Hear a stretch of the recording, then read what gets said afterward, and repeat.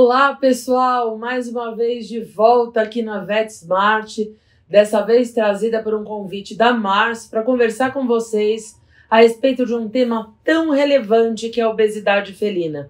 Então eu vou convidar vocês para dar um giro comigo de 360 graus no gato, para a gente tentar entender um pouquinho a obesidade felina e a gente tentar esmiuçar algumas coisas que ficam por trás desse gato gordinho. Quando a gente fala em obesidade, pessoal, nós falamos do indivíduo que está num sobrepeso superior a 15 a 20% do seu peso ideal. Ou seja, além dele ter sobrepeso, ele ultrapassou o limite desse sobrepeso. E é aí que a gente vai falar que ele é obeso.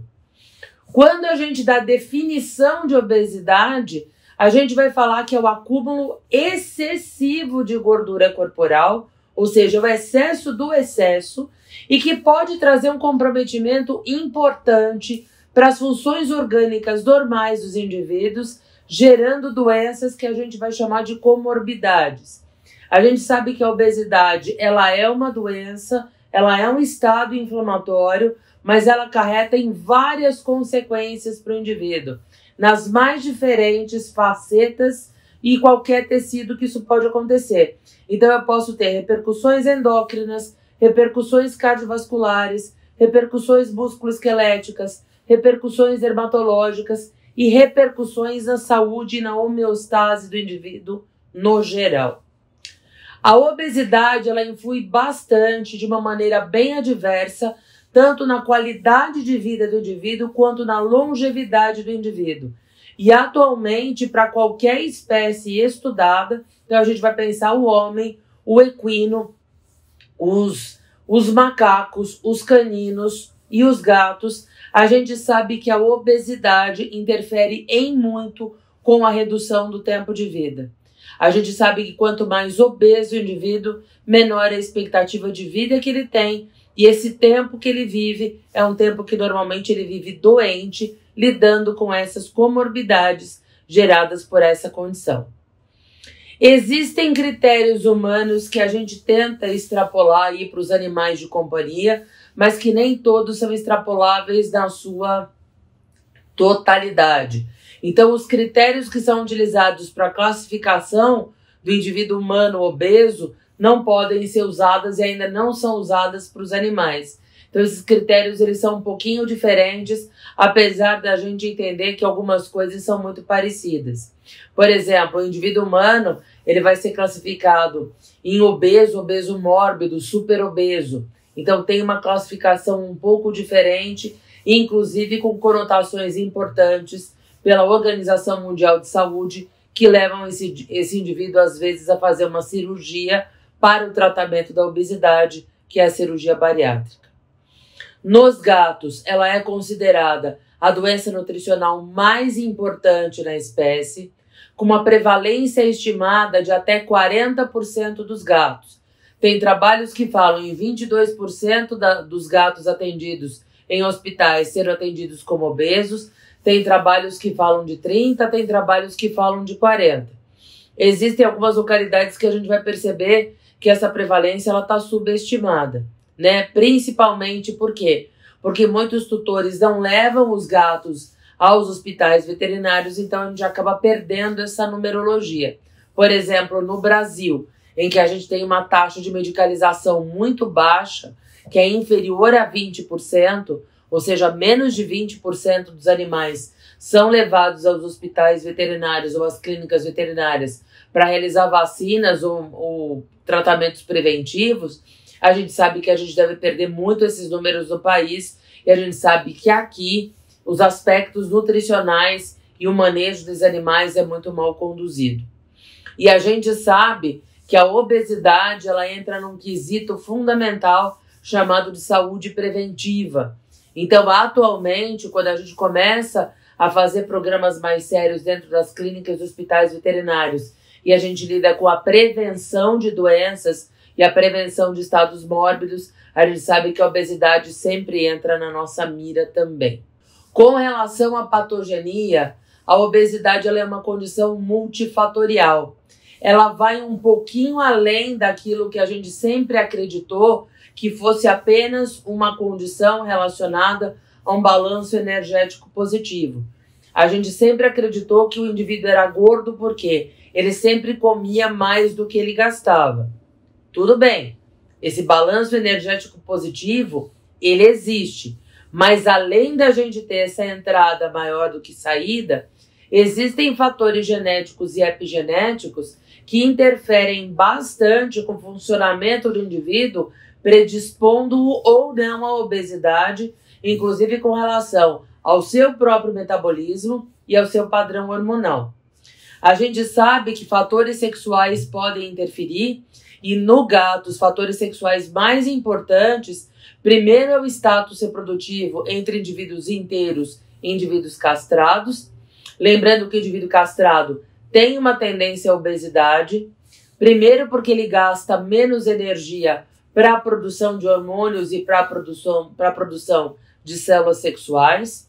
Em segundo lugar, porque o indivíduo castrado, ele acaba se tornando um indivíduo mais sedentário, já que ele não sai mais para tipo de luta para dominância territorial e ele não sai mais para caçar fêmea.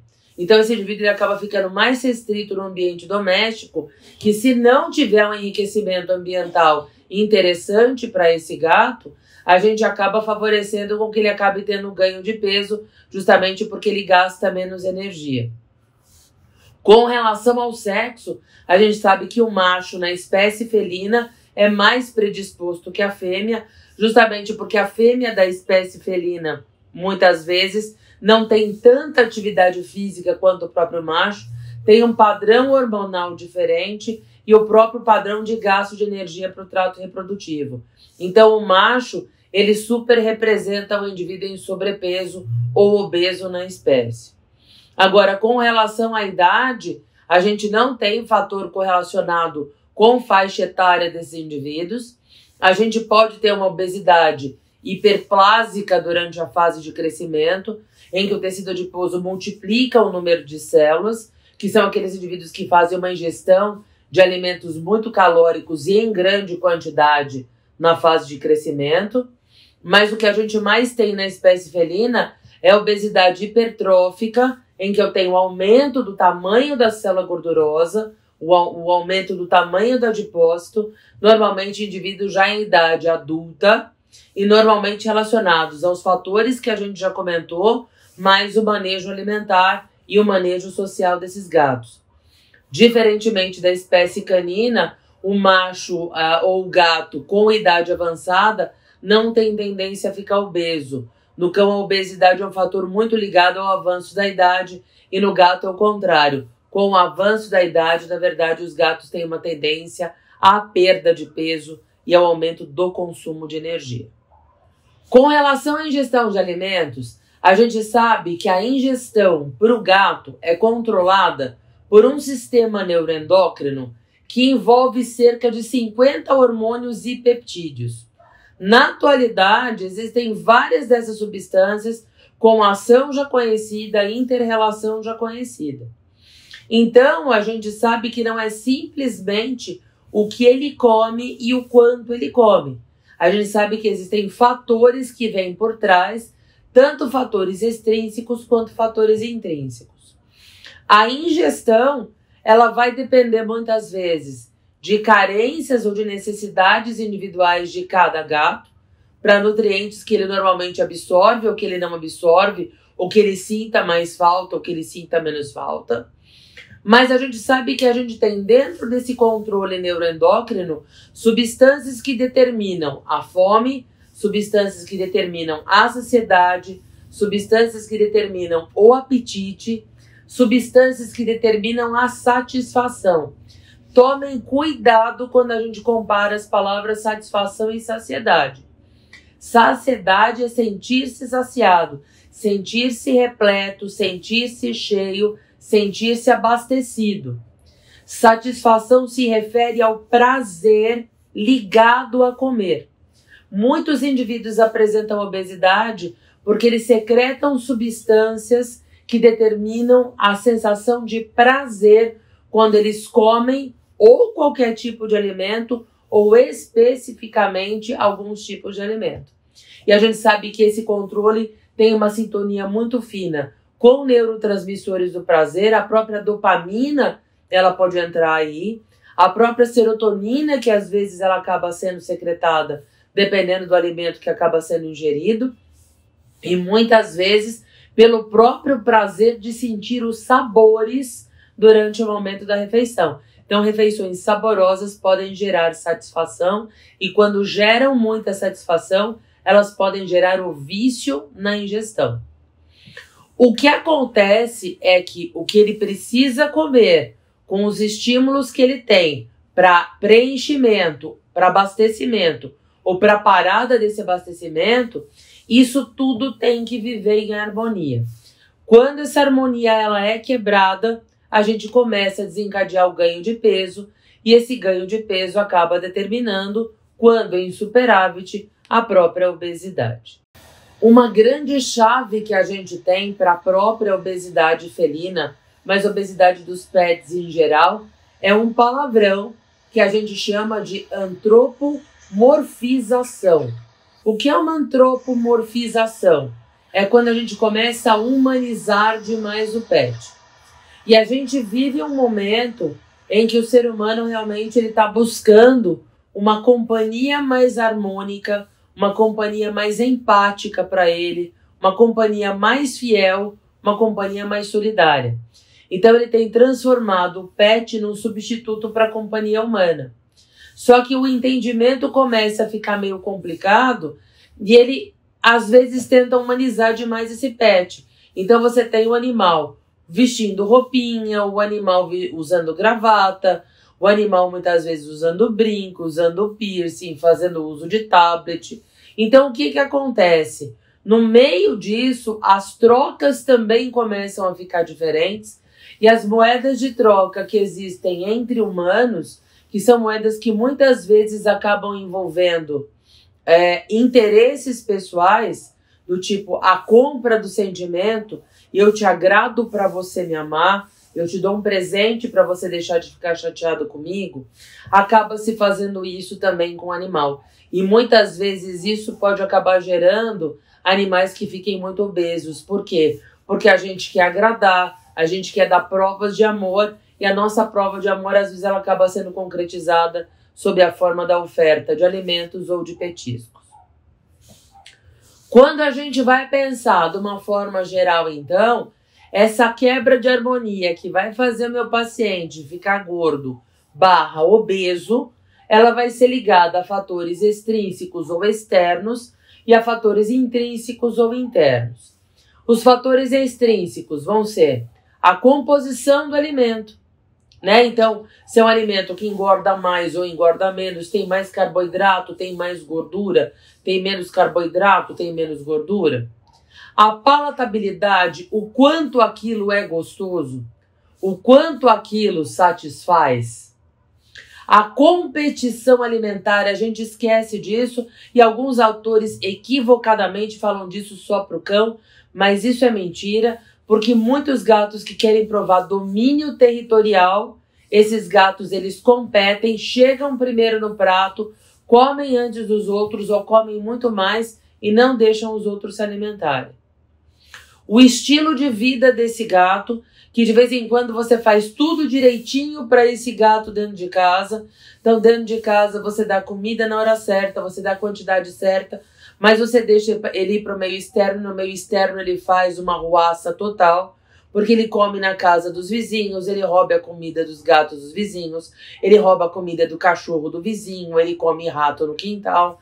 Então tem que pensar no estilo de vida, se é um gato com estilo de vida é controlado ou não controlado. E a atitude do tutor. O tutor é um tutor que consegue identificar o paciente como um paciente com score corporal alterado ou não. E esse é um tutor que ele consegue perceber a responsabilidade que ele tem na manutenção do score ideal para esse paciente.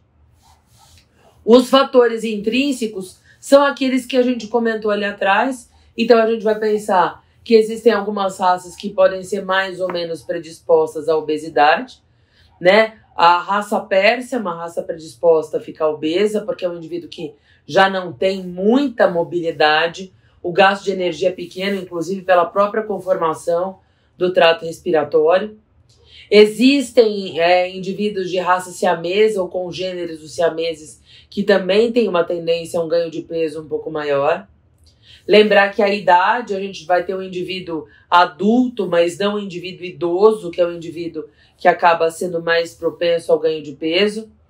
Na espécie felina, o sexo masculino, em indivíduos castrados. E lembrar que existem algumas endocrinopatias que podem forçar a barra para o indivíduo ficar obeso. Uma delas é o hiperadrenocorticismo, que nos gatos muitas vezes ele é induzido pelo excesso de corticoide terapia realizado ao longo da vida desses pacientes. A gente sempre vai associar o gato que começa a ficar com shape redondo, portanto, a qualidade do alimento que ele come, a quantidade que ele come, lembrando que existem várias variáveis para que ele coma muito e para o que ele escolhe comer. E aí, sob o ponto de vista do gato, pessoal, eu resolvi colocar uma coisa aqui para vocês, porque a gente vai ter que trabalhar muito com isso também. Não adianta a gente só ficar pensando no quesito doença, a gente vai ter que ficar pensando nessas condições também. Então, sob o ponto de vista do gato, vamos pensar por que ele fica obeso? Oferta excessiva. E essa oferta excessiva porque quem adotou um gato colocou na cabeça que o gato é um animal prático. E um animal prático, você pega um comedor em formato de torre, você coloca todo o pacote de ração ali dentro e você deixa ele comer à vontade, porque alguém um dia disse que gato tinha que comer ad libitum, e a gente levou esse ad libitum ao pé da letra e deixa ele comer de uma forma desenfreada. Oferta excessiva por causa do efeito espelho. E o efeito espelho qual que é? O ser humano olhando para si mesmo, lembrando do prazer que ele tem quando ele come, como ele fica satisfeito quando ele come, lembrar como ele ficava contente quando o pai ou a mãe traziam um chocolate quando ele era criança, ou quando ela era criança, como ela ficava contente quando o marido a levava para jantar. E para agradar o gato, a gente faz o efeito espelho. Deixa ele comer porque a comida dá satisfação, deixa ele comer porque a comida dá prazer, deixa ele comer porque ele fica feliz quando ele come. Então a gente acaba fazendo aquele efeito espelho. Oferta excessiva porque o indivíduo tem mais de um gato.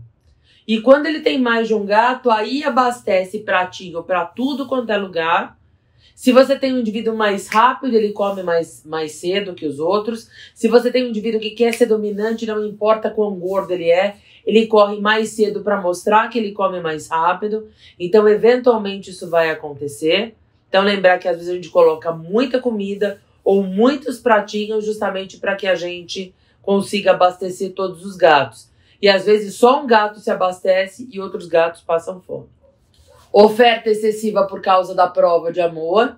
E aí a oferta excessiva da prova de amor, nós não estamos nem pensando no alimento propriamente dito, no alimento oficial. A gente está pensando na tecoterapia, um teco disso, é um teco daquilo.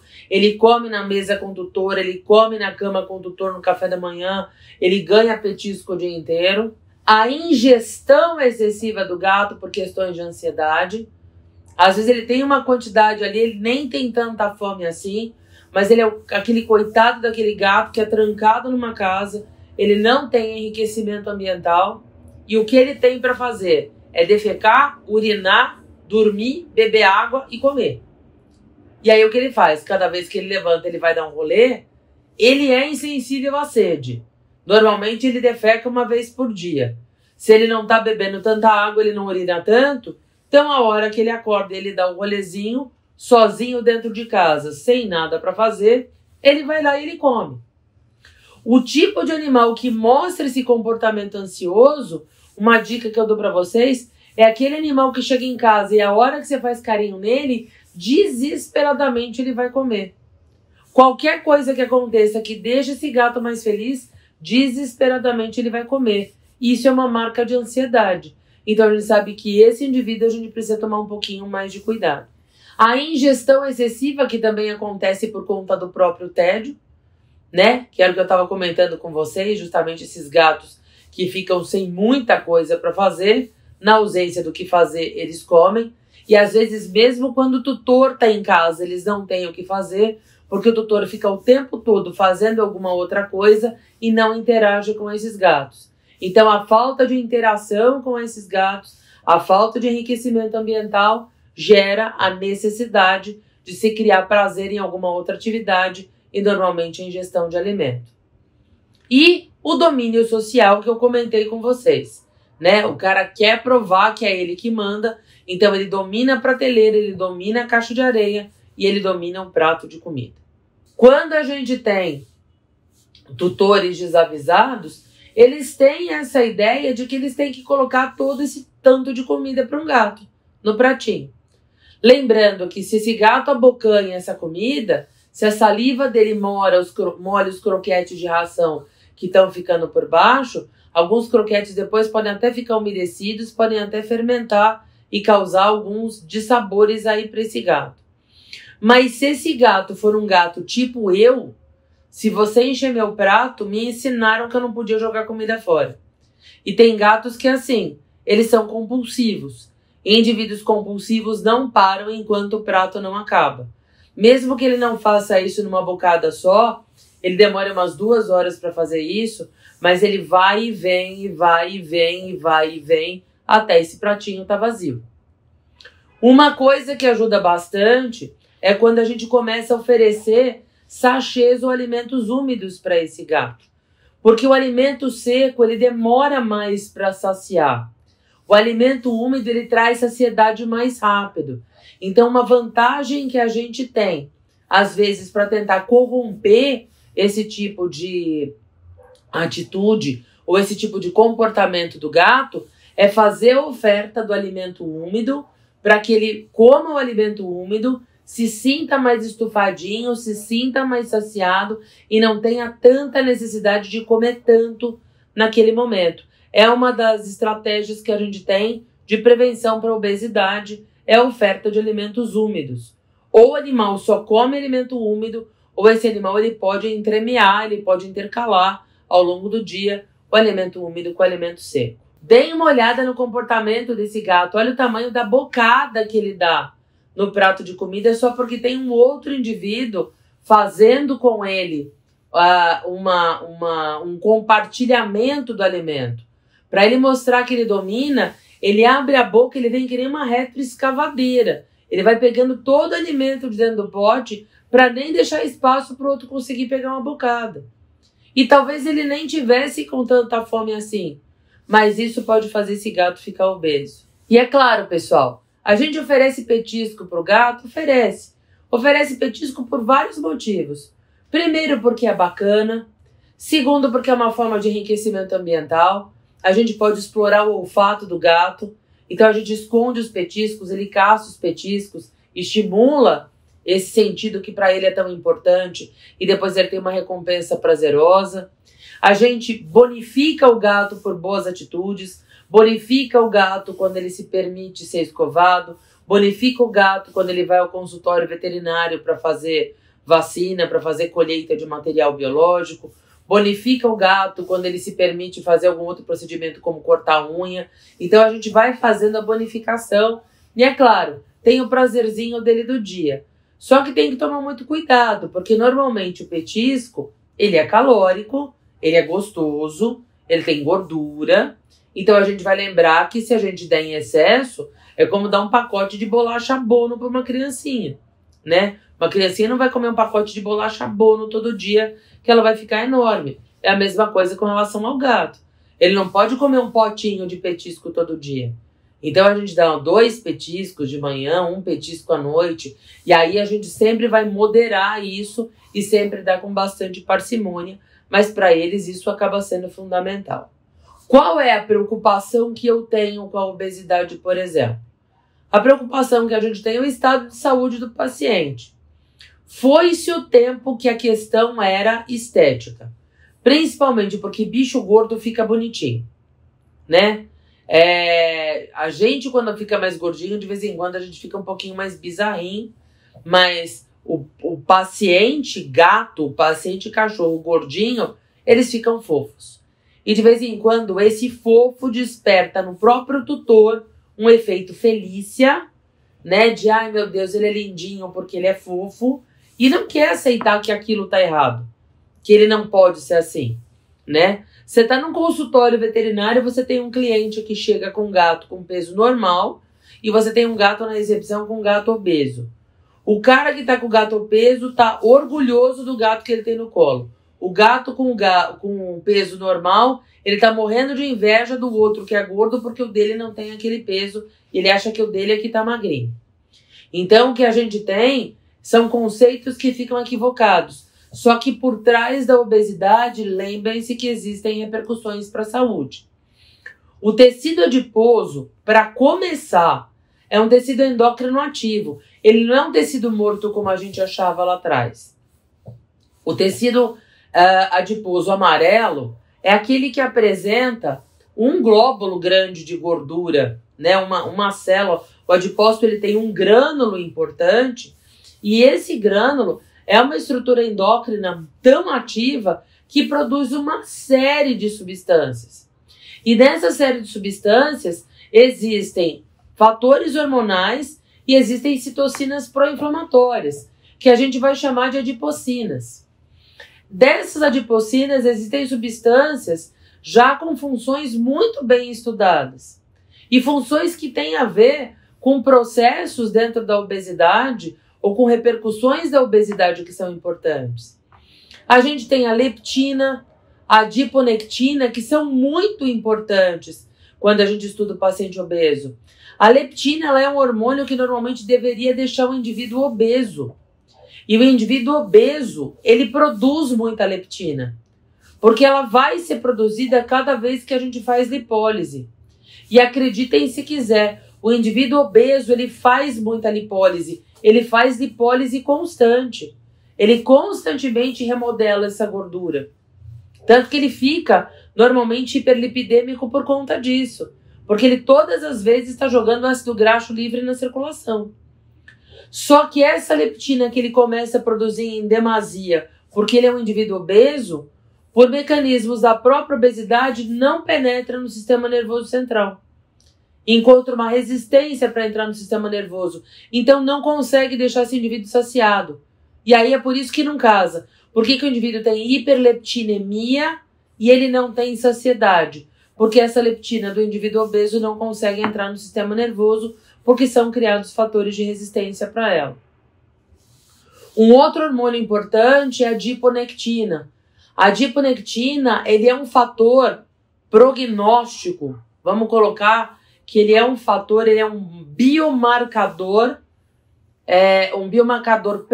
precoce para resistência insulínica.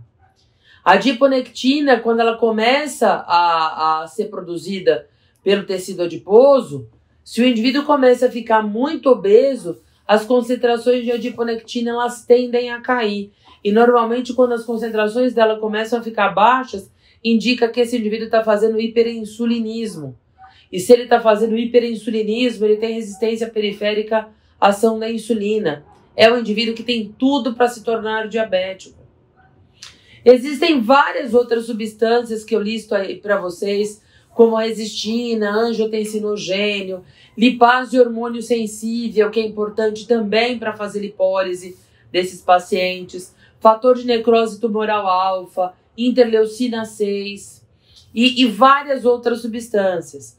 E muitas dessas substâncias com efeito pró-inflamatório. Significa que o estado do indivíduo, que é um indivíduo obeso, é um indivíduo de inflamação. O indivíduo obeso, pessoal, é um indivíduo inflamado.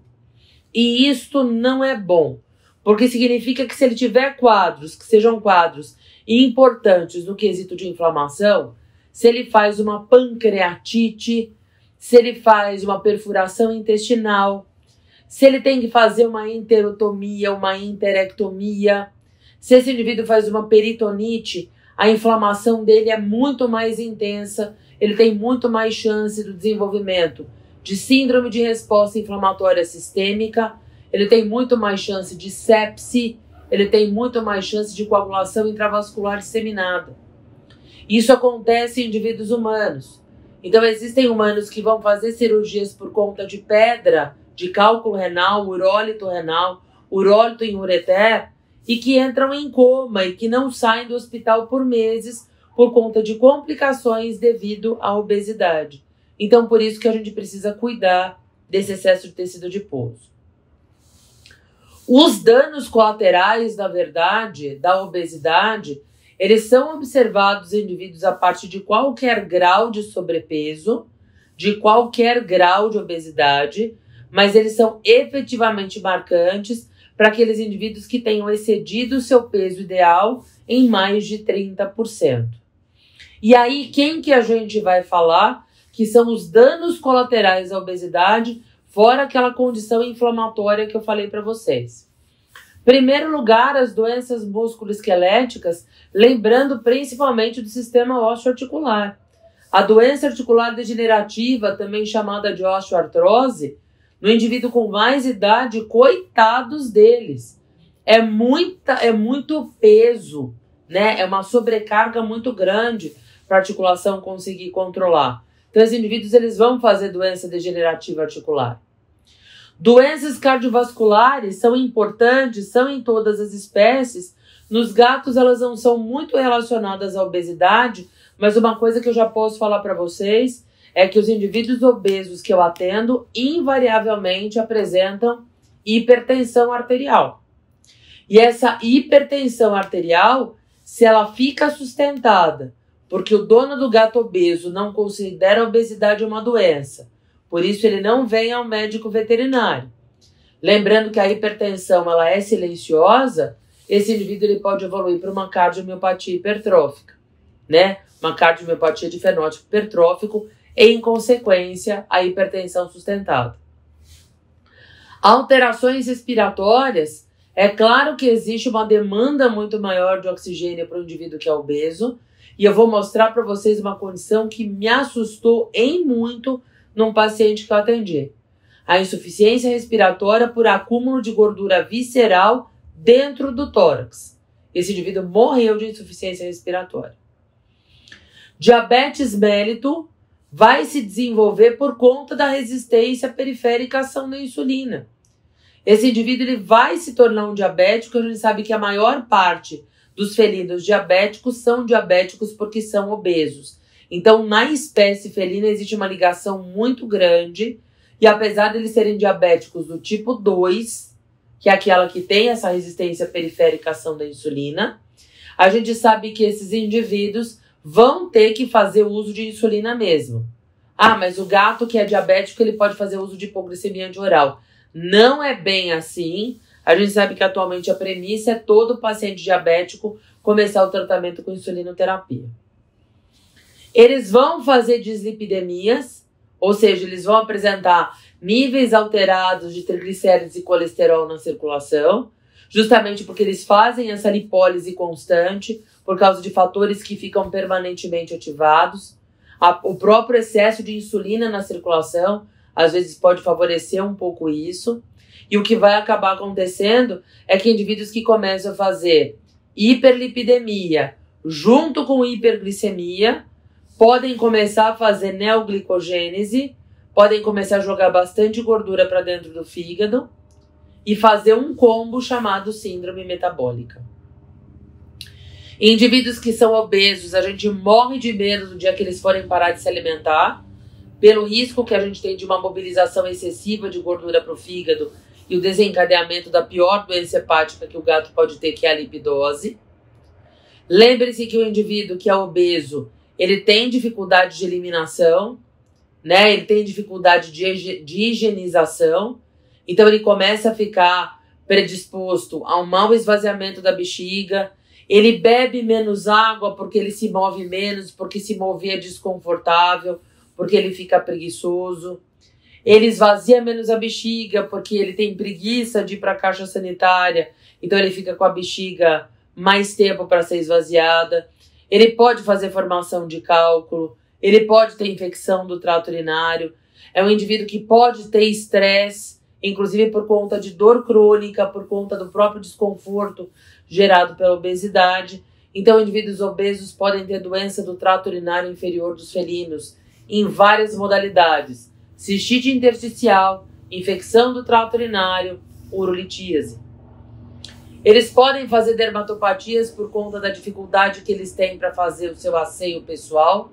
Então, o auto-grooming, ele vai ficar comprometido, né? Aquela coisa dele se lavar, principalmente as regiões que ele tem que fazer um contorcionismo maior, então ele não consegue mais lavar as costas, a região lombar, o abdômen ventral, a genitália, e começa a apresentar seborreia, um odor mais rançoso, ele começa a ter descamação, ele começa a ter o pelo se agregando em tufos, muitas vezes ele começa a apresentar secreção na região da genitália.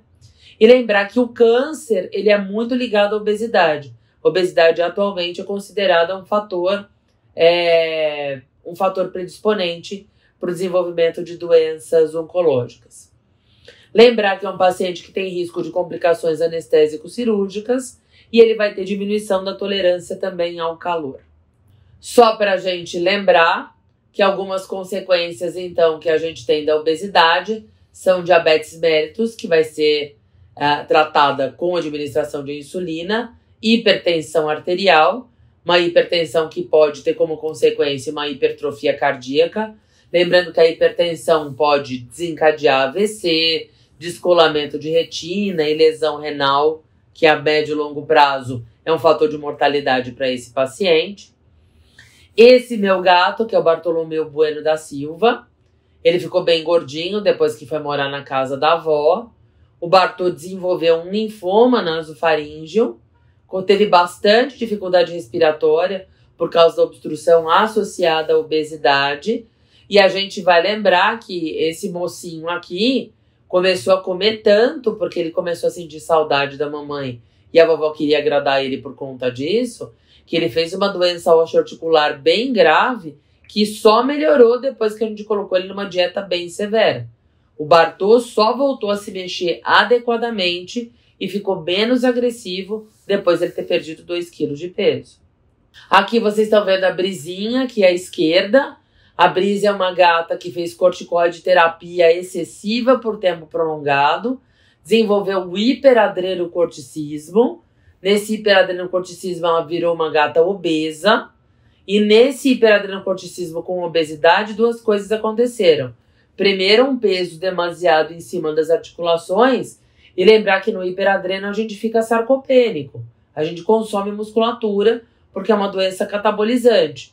Então, baixa força muscular, muito peso em cima das articulações. Ela fez um processo osteoartrítico bem triste. Ela estava sofrendo bastante com dor. Ela só melhorou no momento em que a gente conseguiu tratar esse hiperadreno iatrogênico dela, fazer ela reduzir peso. E esse outro gatão que vocês estão vendo aqui do lado, ele ainda não era castrado quando essa foto foi tirada. Esse gato era gordinho, era um gato que tem uma lesão no membro pélvico por conta de briga na rua, é um gato de rua, bochechudão, vocês estão vendo o gato inteiro, mas é um gato que sempre vem pedir carinho e todo mundo que quer agradar o tal do gato dá comida para ele. Um gato manco, comendo muito e vivendo nessas condições, foi ficando gordo. Quero ver agora que ele foi castrado. Vou fazer a curva de peso dele a partir do mês que vem pra gente ver como isso fica, né? E essa foi uma gata que eu atendi em franca insuficiência respiratória. Ela veio numa crise absurda, ela tinha uma dispneia inspiratória muito intensa. Quando a gente fazia a avaliação radiográfica dela, vocês percebem que tem uma densificação aí dentro da cavidade torácica. Não parece ser de espaço pleural, tipo líquido em espaço pleural, porque a gente consegue até ver a silhueta cardíaca dela, uma silhueta que está até murchinha, porque ela está realmente bem desidratada. E a gente consegue ver que tem um tom de cinza bem intenso. Vocês conseguem até observar essa espessura da gordura dela aqui. Deem uma olhada, que a espessura da gordura que ela tem do lado de fora, que é normalmente onde os gatos mais acumulam gordura, que é essa gordura de subcutâneo, vocês percebem que quase que tem a mesma espessura que a gata.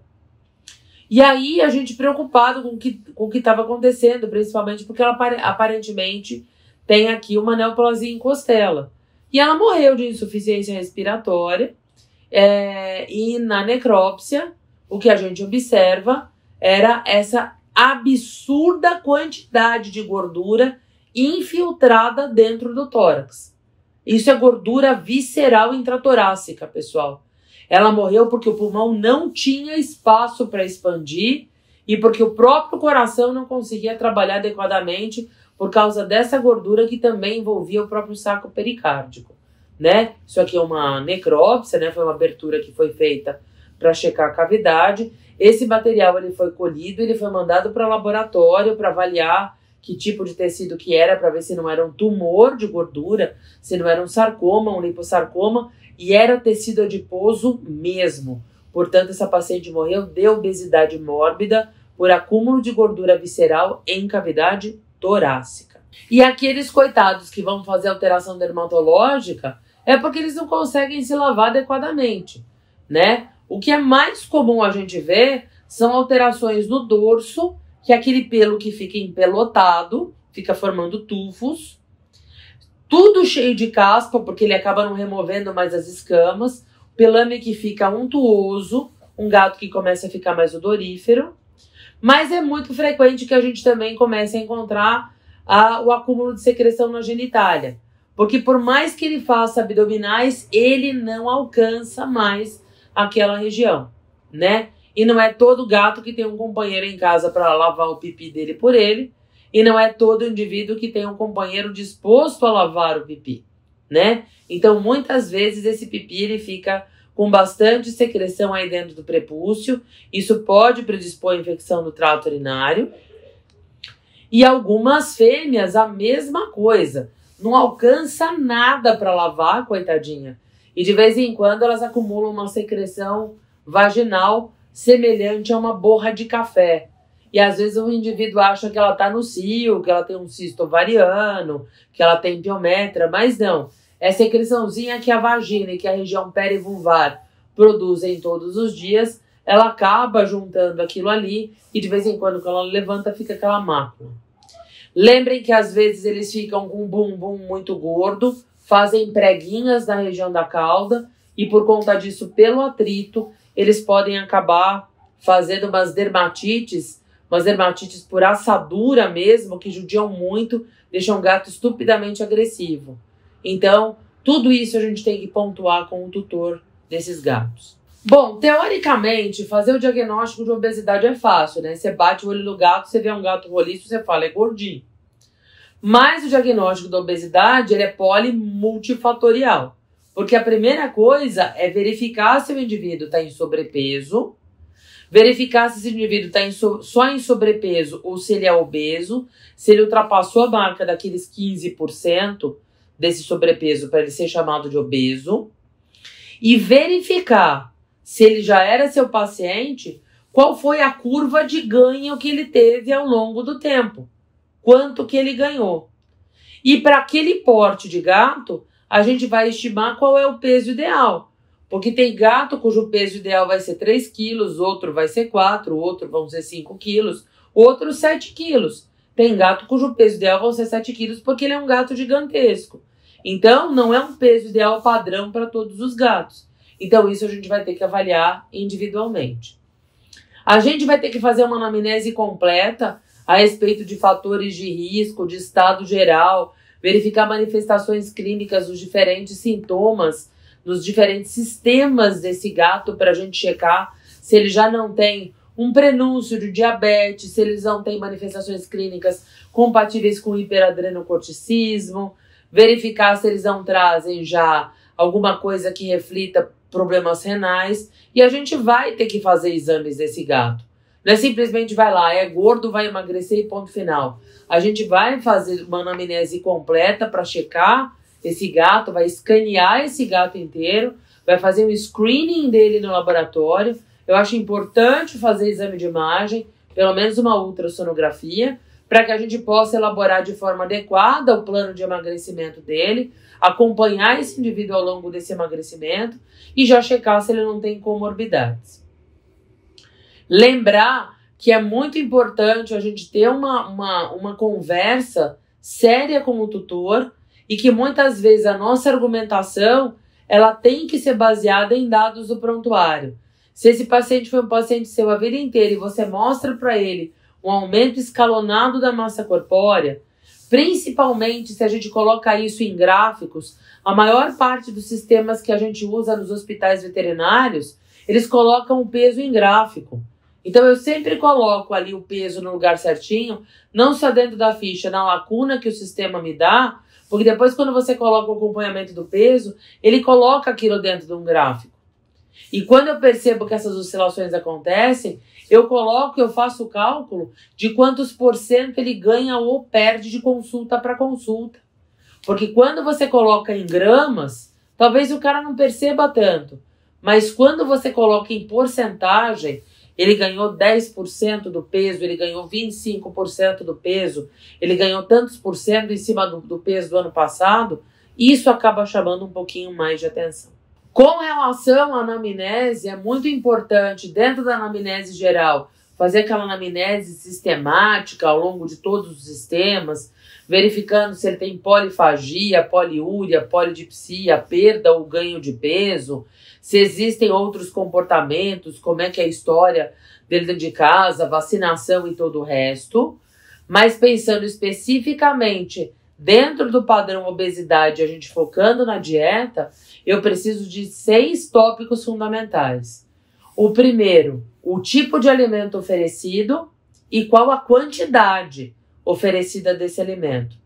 E aí eu vou incluir a comida que ele come mesmo, mais os petiscos, a comida que ele rouba ou que ele ganha na mesa, a comida de outros animais que ele pode ter acesso em casa, não importa se da tartaruga, do passarinho, do hamster, da cobaia ou do cachorro.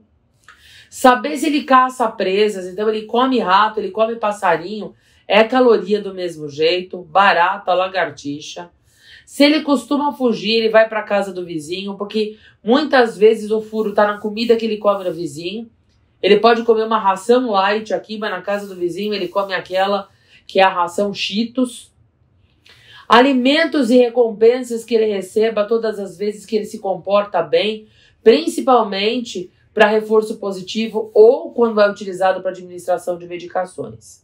Então isso eu tenho que ter tudo listado, porque eu vou ter que computar tudo isso no momento em que eu vou calcular a quantidade de calorias que esse animal vai comer por dia. Como que esse alimento é medido? É no olhômetro? Eu coloco um punhadinho assim. Eu forro o fundinho do pote.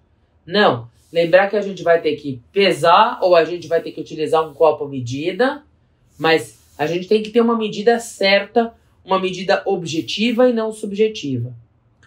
Quem alimenta o gato? É uma pessoa ou são 60 pessoas dentro da casa? Porque às vezes um cara dá o petisco porque acha que os outros 6 não deram, mas os 6 já deram antes. Alguém dá o sachê, mas outro já deu um sachê antes de manhã. Então quem é que alimenta o gato? Quem é que dá os petiscos? Qual é o esquema de alimentação? É a torrinha? É no pratinho ad libitum? São 600 pratos com comida diferente? Ele come junto com os contactantes? Ele come separado dos contactantes?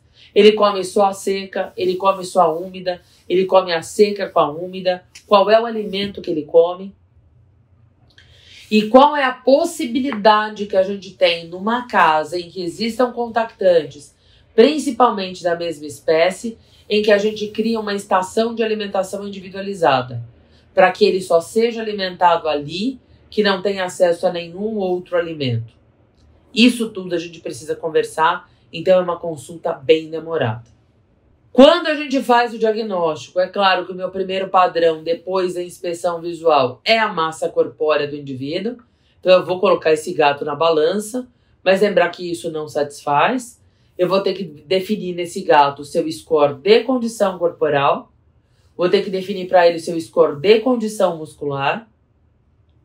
Fazer o exame físico completo e pedir os exames laboratoriais para verificar se existem distúrbios relacionados. E lembrar que aquele questionário que eu fiz antes determina, junto disso tudo, o padrão alimentar e o habitat desse gato.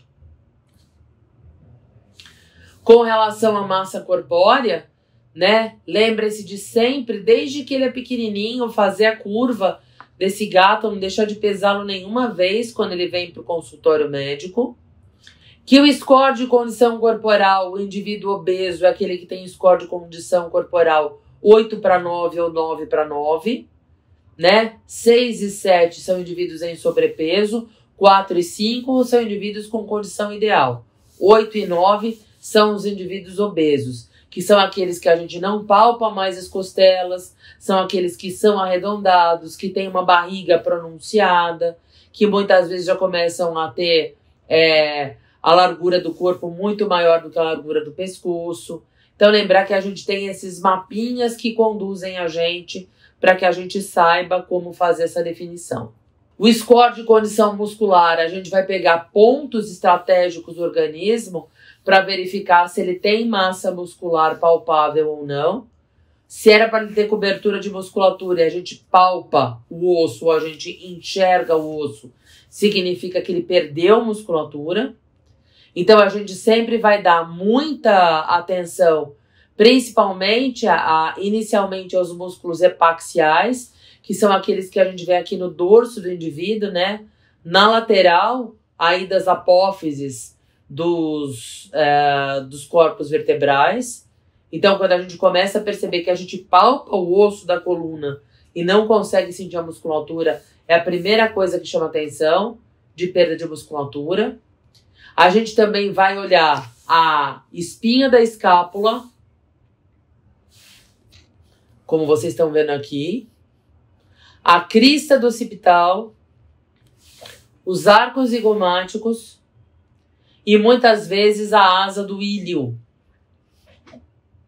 São os pontos que a gente olha e a gente palpa. A gente sempre tem que palpar com o dedo indicador e a gente, na verdade, tem que sentir a musculatura, mas não sentir as pontas ósseas. Bom, a partir daí eu sei que o indivíduo é obeso, eu vejo qual é a condição corporal dele, eu vi qual é o score de massa, porque de vez em quando ele perde massa muscular, quando ele engorda muito, ele para de se mexer, né? Ele começa a ter dor articular. Então ele pode ter atrofia muscular por conta disso. Então a partir daí eu faço todo um escalonamento desse paciente e eu vou prescrever o tratamento que vai ser baseado principalmente em dieta, mas em mudança de vida. E daí a gente tem um caminho louco e longo da frustração para o sucesso. É muito mais comum a gente ficar frustrado do que a gente ser bem sucedido, porque é muito fácil falar para o cara o que ele tem que fazer. O executor da tarefa de vez em quando fica com pena, ele falha e daí quando ele vem a gente tem uma expectativa, mas a realidade é outra. Então vamos lembrar que vai caber a nós avaliar esse indivíduo, prescrever a dieta, prescrever direitinho como tem que ser feito, tudo como tem que ser feito, recomendar que não podem ter furos, recomendar cuidados específicos, controlar esse paciente, então trazer esse paciente para perto para a gente fazer controles sistemáticos pelo menos a cada 2 semanas e depois ainda prescrever o tratamento para manutenção desse peso, que é uma coisa de vida inteira, pessoal. Porque o indivíduo não está obeso, o indivíduo é obeso, já que tem uma genética envolvida. Lembrar que para isso a gente vai ter que manejar diversos fatores e dentro desses diversos fatores a gente tem um manejo muito importante, inclusive da relação paciente e tutor. A nossa responsabilidade é diagnosticar a obesidade, é diagnosticar as suas comorbidades e fazer um esclarecimento e uma orientação completos para o tutor e a motivação desse tutor para que ele faça e cumpra à risca o papel que lhe couber, que é a aplicabilidade desta dieta. A dieta pode ser comercial ou pode ser formulada por um nutricionista clínico, pode ser uma dieta caseira. Não vou chamar de dieta natural, porque de natural ela não tem nada, quase tudo é comprado comercialmente. Então uma dieta comercial industrializada ou uma dieta preparada em casa, que é formulada por um nutricionista clínico veterinário, não é qualquer nutricionista, um nutricionista clínico veterinário que entenda de clínica, que vai fazer a prescrição de acordo com aquela espécie e suplementando com o que aquela espécie precisa, porque o gato vai precisar de suplemento pra caramba. E tem que avisar o tutor que a dieta caseira não sai mais barata que a dieta comercial. Às vezes até sai mais cara por conta da suplementação. E para qualquer uma delas, a gente vai calcular as necessidades de energia estimadas para que esse indivíduo se mantenha, mas que ao mesmo tempo ele perca peso.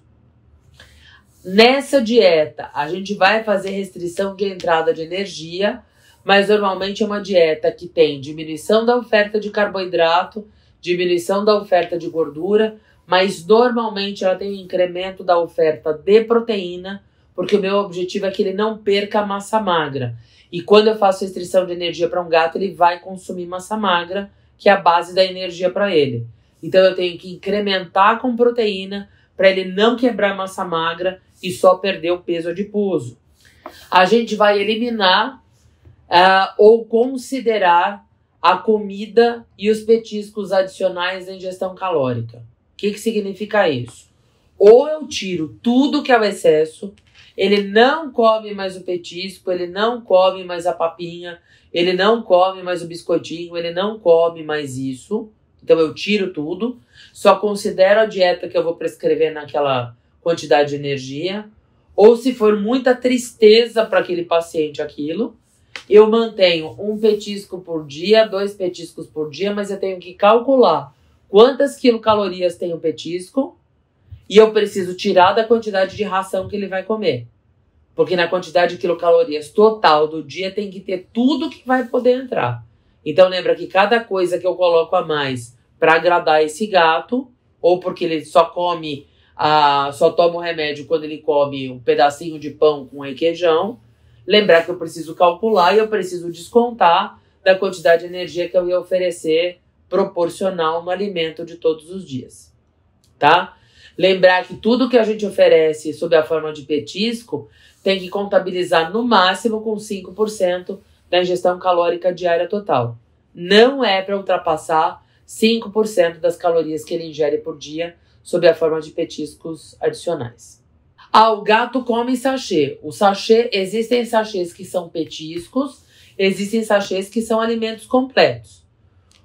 Todos que a gente oferecer, não importa, aí tem que conversar caso a caso com o veterinário.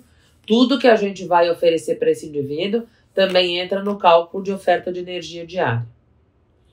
Se eu for mudar radicalmente a dieta desse gato, de uma dieta de manutenção para uma dieta para perda de peso, lembrar que essa mudança é muito gradual, num período normalmente entre 10 dias e 3 semanas. Essa é a média. Tem indivíduos que fazem a mudança ao longo de 2 meses. Depende do quanto esse gato é mais sistemático ou não.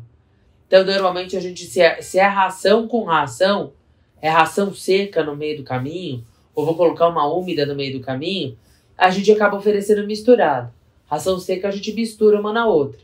Aquelas proporções, 10 para 90%, 25 para 75%, 40 para 60%, 50 para 50%, e aí vai colocando mais da nova, menos da velha, e vai fazendo isso gradualmente ao longo das semanas, até deixar só o alimento novo.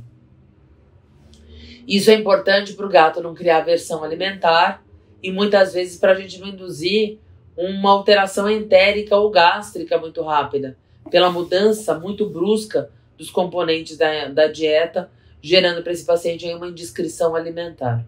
É de bom tom um paciente muito gordo que a gente vai emagrecer, que a gente ofereça para ele um plus de L-carnitina. Normalmente, pacientes que a gente coloca para perda de peso, a gente oferece de 250 a 500 miligramas por dia de L-carnitina por via oral para prevenção da lipidose, porque ela é um aminoácido importante para empacotamento e oxidação dos ácidos graxos no fígado. O alimento, ele normalmente é restrito em carboidrato, ele é restrito em gordura, tem que ter uma densidade calórica baixa, conteúdo de água, se a gente puder oferecer um alimento úmido bacana, lembra que quanto mais água no alimento, mais saciado esse paciente fica. As fibras também têm esse papel. E o aumento das proteínas também. Além da proteína gerar saciedade, né? A proteína, quando ela é digerida, né? Quando ela vai ser digerida, ela determina um gasto maior de energia para a própria digestão proteica. e ela oferece para ele substrato para que ele não perca massa magra. E lembrar que as porções vão ter que ser controladas. Então, para esse gato, o ideal é que agora ele tenha café, almoço, jantar e ceia, por exemplo. Tá? A gente não investir mais no alimento que fica à vontade para ele aí o dia inteiro. Quanto que a gente dá desse alimento? A gente normalmente acaba calculando a necessidade energética em repouso para esses indivíduos, né? Como quantidade de quilocalorias por dia. Então, a base para um grande número de gatos é que a gente tente começar com as necessidades energéticas basais mesmo, que é essa necessidade energética em repouso. Então, a gente vai fazer esse requerimento em repouso, que normalmente a gente utiliza a fórmula do peso corporal elevado a 0,75 multiplicado por 70. Alguns indivíduos usam a outra fórmula, como eles normalmente têm menos de 10 quilos, também dá para usar, que é o peso corporal vezes 30 mais 70. Eu, particularmente, eu prefiro a primeira porque eu acho ela mais ajustada. Aí eu sei a quantidade de quilocalorias que ele tem que comer por dia. E aí eu vou pegar a ração que eu vou prescrever, o alimento que eu vou prescrever, eu vou computar quantas quilocalorias tem por 100 gramas de ração e faço uma regra de 3 e vejo quantos gramas de ração ele vai comer por dia. Ah, mas eu quero dar o biscoitinho. Quantas quilocalorias tem cada biscoitinho? Aí eu vou dar 2 biscoitinhos. Então eu desconto em gramas de ração para poder dar os 2 biscoitinhos. Ah, mas eu vou dar um sachê. Vejo quantas quilocalorias tem o sachê, desconto da quantidade de ração e na quantidade de ração eu substituo pelo sachê. A gente normalmente estima uma pesa corporal, uma pesa de massa por semana para gato entre 0,5% e 2%. Não mais do que isso. A gente tem que ser bem contido nesse sentido, calculando que ele vai ter um emagrecimento que acontece entre 5 e 12 meses. Tá?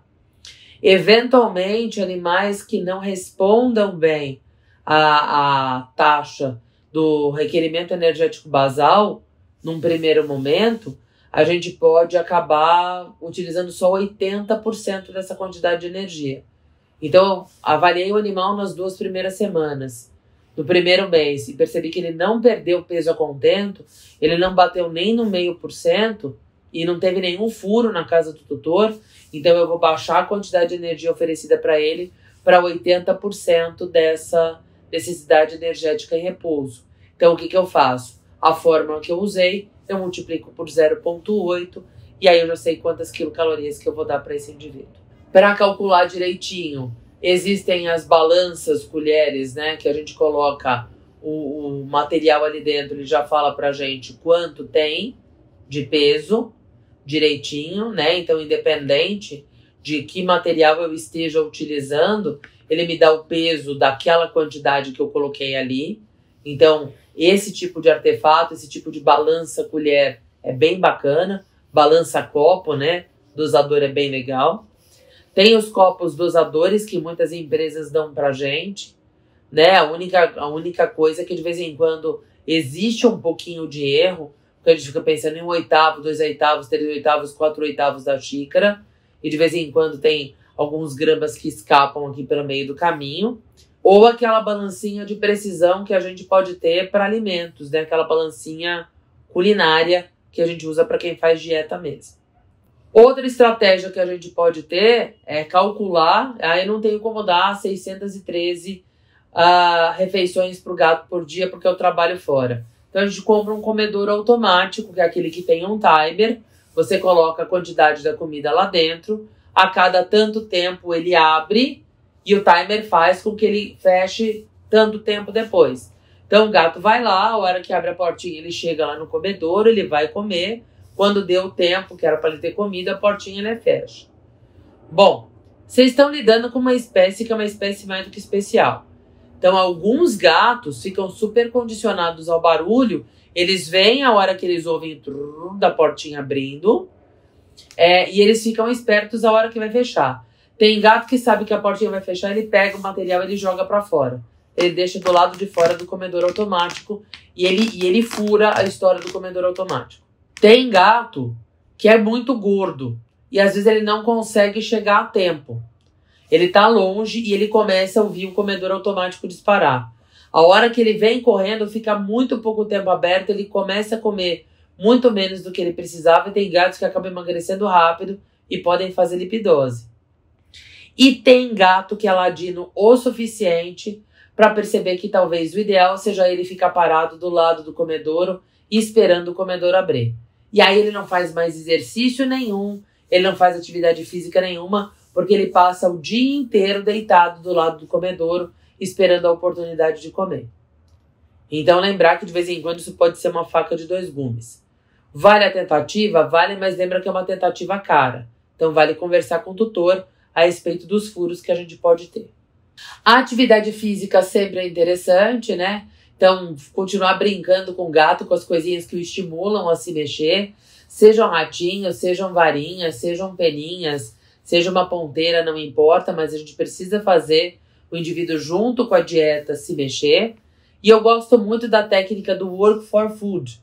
Ou a gente esconder os petiscos do gato pela casa para ele tentar achar esses petiscos e comer a hora que ele acha, porque ele precisa se mexer para conseguir comer.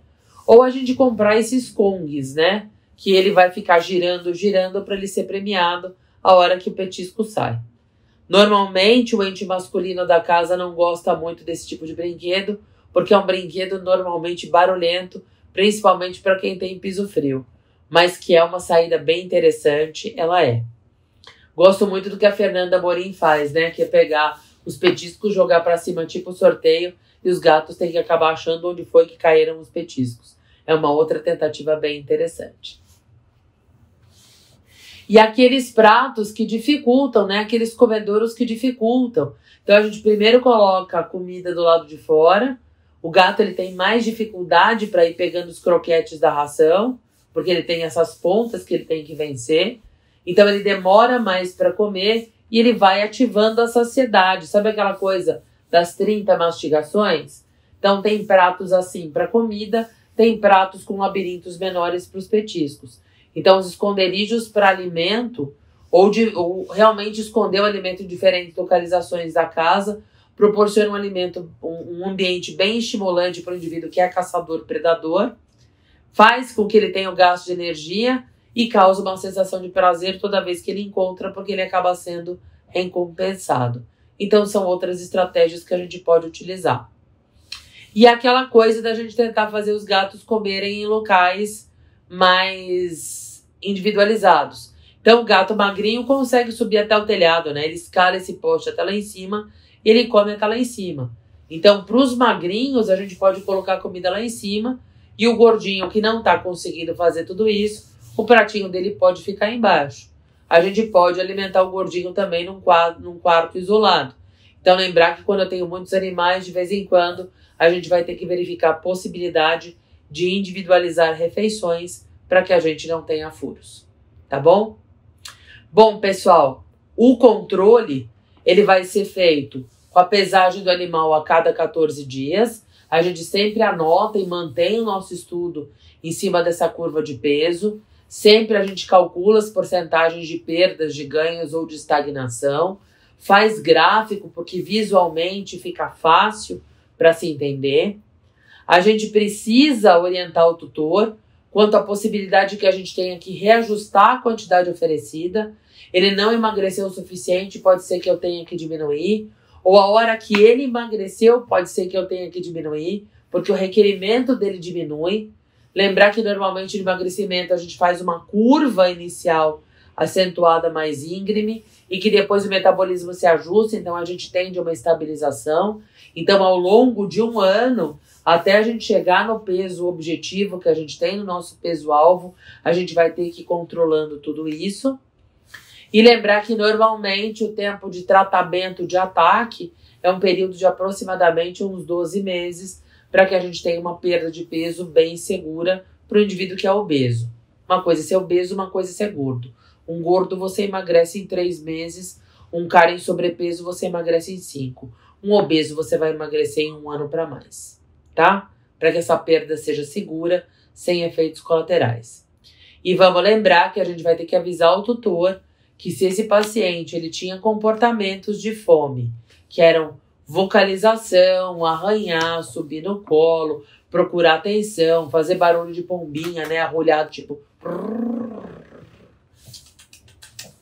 Lembrar que ele pode ser que ele reforce esse tipo de comportamento para ganhar um pouquinho de piedade e que o tutor vai ter que ser forte nesse sentido e vai tentar compensar esse gato aí de outras formas, tá? Bom, basicamente é isso, aí mostrando para vocês Bartozinho mais magro, deitado no colo do Fofão, que é o único colo que ele aceita. Eu espero ter trazido para vocês informações que sejam importantes, espero encontrá-los uma próxima vez. Obrigada, VetSmart, e muito obrigada, Mars, por mais essa oportunidade.